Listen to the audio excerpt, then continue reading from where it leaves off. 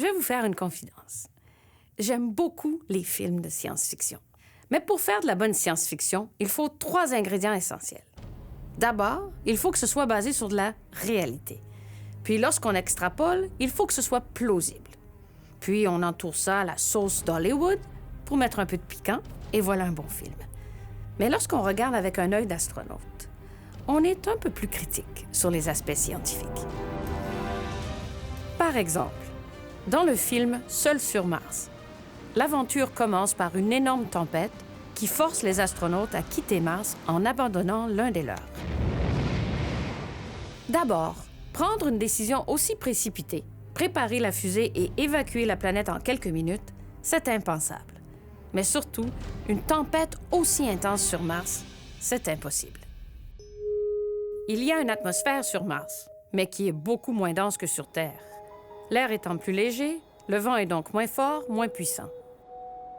Un vent de 160 km/h sur Mars, ça équivaut à une petite brise sur Terre.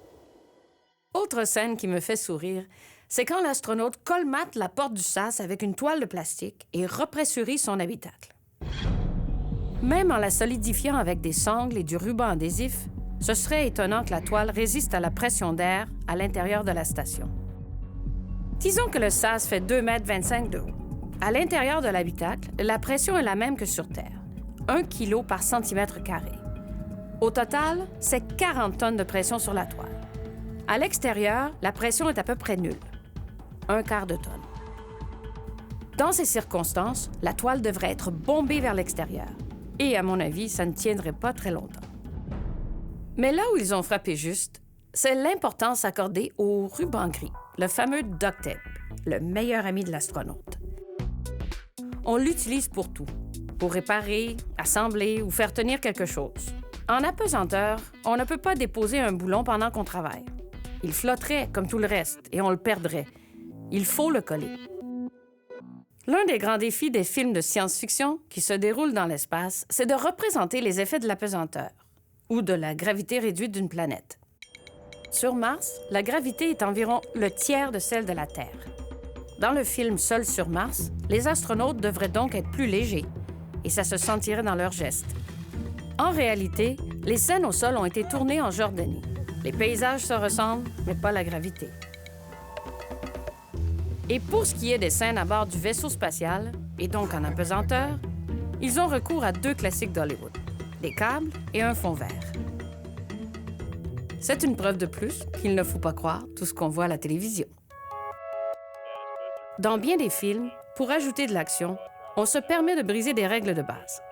Lorsqu'on sort à l'extérieur, il faut toujours être attaché. Un astronaute ne se lancerait jamais dans le vide entre 2 modules.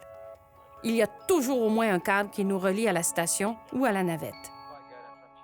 Il y a quand même du bon dans Seul sur Mars. Ça nous donne une idée de la manière dont la NASA pourrait s'y prendre pour d'éventuelles missions habitées vers la planète rouge. Avant d'envoyer des astronautes, il faudra expédier d'avance les modules d'habitation, tout ce qu'il faut pour maintenir l'équipage en vie et une fusée de retour. Et évidemment, il nous faudra un véhicule capable de faire le voyage entre la Terre et Mars. Tout ça est d'une complexité inouïe.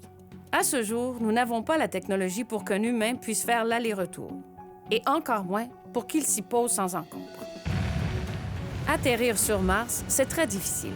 Pour l'instant, on arrive à faire atterrir des robots, mais les techniques ne conviennent pas du tout aux humains, et la probabilité d'échec reste encore très élevée. Comprenez-moi bien, moi aussi j'ai hâte qu'on aille sur Mars. Moi aussi, j'ai hâte qu'un humain pose le pied sur une autre planète. Ça arrivera, tôt ou tard. C'est dans la logique des choses. Mon grand espoir, c'est que lorsqu'on ira sur Mars, ce ne sera pas au nom d'une seule nation, mais au nom de l'humanité tout entière. Mais là encore, nous avons du chemin à faire. Ici Julie Payette. Au plaisir.